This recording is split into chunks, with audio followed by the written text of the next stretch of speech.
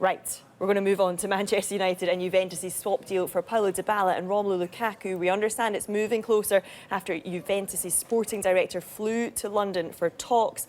Mark, where are we with this potential swap deal here?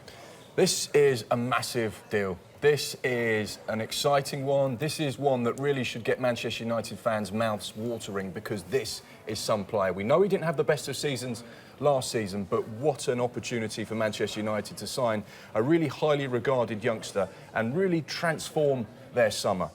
We understand that there are representatives from Juventus in the country, in London, meeting with Manchester United. It's our understanding that this deal has been agreed between the two clubs. A swap deal with Romelu Lukaku and Paulo Dybala is done. It's now left to the agent and the player and Manchester United to agree a financial package that is suitable for all concerned. So it's just a case of Dybala looking at Manchester United. Does he feel this is the right move for him? Agreeing the money and then deciding, does he want to go? He's in Italy today. He's training with Juventus and will be meeting Maurizio Sarri after training to discuss his potential move away and his future. So it's a big day on this deal, but I don't think we can underestimate the importance of this signing and how exciting this one can be. Yeah, and you mentioned that, how important, how exciting it could be. Anton, we did touch on this a little bit yesterday. What would Dybala bring to United? Well, I think it's exciting. I don't think Manchester United fans are excited enough. I genuinely think this could be arguably the best deal of the summer if this pulls off and Dybala settles in England, because they're getting pace, they're getting creativity, they're getting a fantastic finisher. They're getting a player who's still only 25. They're getting a player who's close to Paul Pogba, who's worked with him before, which could be crucial. There's a really good write-up on the on SkySports.com by Pete Smith, who's been speaking to Francesco Casati, who's Sky Italia's sort of Juventus insider, and he's been telling how hard he's been working, how he's tried to make it work at Juventus, how he's tried to work on the relationship with Ronaldo, and how it obviously just hasn't worked out for him. So this move could be fantastic for Manchester United, because they're getting a player, like I said, at an age where he can still get better. One down season doesn't make him a bad player. He scored 20-odd goals, nearly 30 goals the season before. That's what Manchester United would love, isn't it? Surely a player to get, a kind of mercurial player to get excited about that works well with your other mercurial player that you haven't managed to get the best out of for the last 3 months. Win-win. Yeah, I mean, some fans getting in touch, you mentioned that they're not excited enough. I've just got one here from Bernie who says, if we could accommodate Lukaku, I would rather he stayed than a player who doesn't want to come here, potentially another Di Maria disaster waiting to happen. And I think that has been reflected. There are plenty of United fans, I can assure you, that are getting excited about this, but there does seem to be a little bit of apprehension, because it's kind of like they've seen it before and they're scared that the same thing's going to happen. I get that, but look, you know, just because he's an attacker from Argentina doesn't mean he's going to be the same as Angel Di Maria. You know, this is a 4-time Serie A winner, 3-time Coppa Italia winner. He's got 24 caps for Italy in a team that's got the likes of Messi and Aguero and Icardi.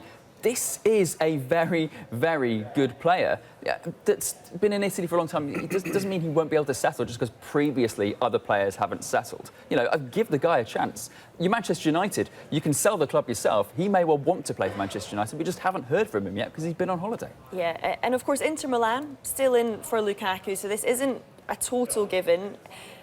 Antonio Conte or Maurizio Sarri, that seems to be the choice. You said that managers previously haven't got the best out of him. Who can get the most out of Lukaku?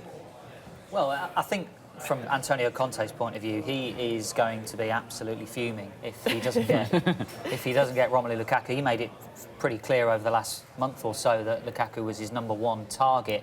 And actually, even when he was at Chelsea. Yeah, tried to sign him at Chelsea as well, and if he doesn't get him again, you know, he came into Inter Milan with assurances that he would be backed, and to see Lukaku potentially go to one of Inter Milan's biggest rivals, he will be absolutely furious about that.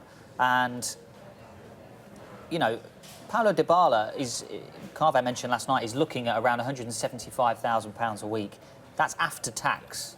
So that's going to be over £300,000 a week. Now, we know that we know that Manchester United are in contract talks with the likes of David De Gea. You wonder if another player comes in on big money, how that will affect things there at Manchester United.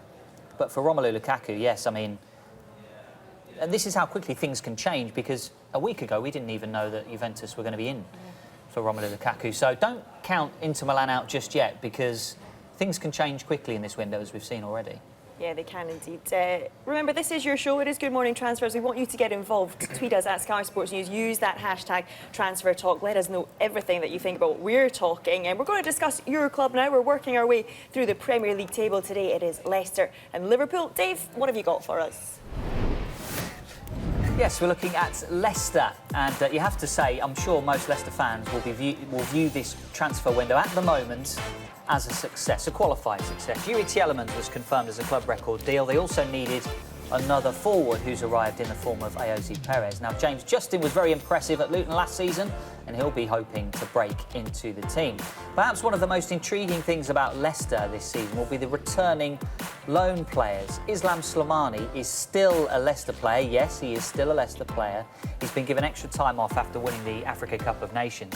He's spoken about his desire to stay in the Premier League.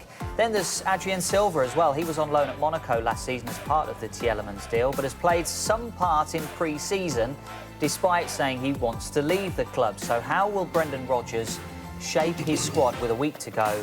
And I'm not mentioning Harry. Use the hashtag Transfer Talk. Let's move on to the champions of Europe, Liverpool. But what will it take to become the champions of England? Well, Liverpool are banking on the return of Alex Oxlade-Chamberlain and Ryan Brewster from long-term injuries to be like new signings. But look, is that enough? No senior additions have been made to the squad from last season, with teenagers Harvey Elliott and Sepp van der Berg the only signings. Competition for Alberto Moreno, after Alberto Moreno left, appears to be the one position Liverpool may strengthen over the next week, but Brewster's return and Divock Origi's new contract, well, it looks like replacing Daniel Sturridge, who's now a free agent, is not a priority. Liverpool fans, what business would you like to see before next Thursday's deadline? Do Liverpool need to make a statement signing to close the tiny gap between them and Manchester City, or do they have enough to end their Premier League barren spell? Get in touch via the hashtag TransferTalk.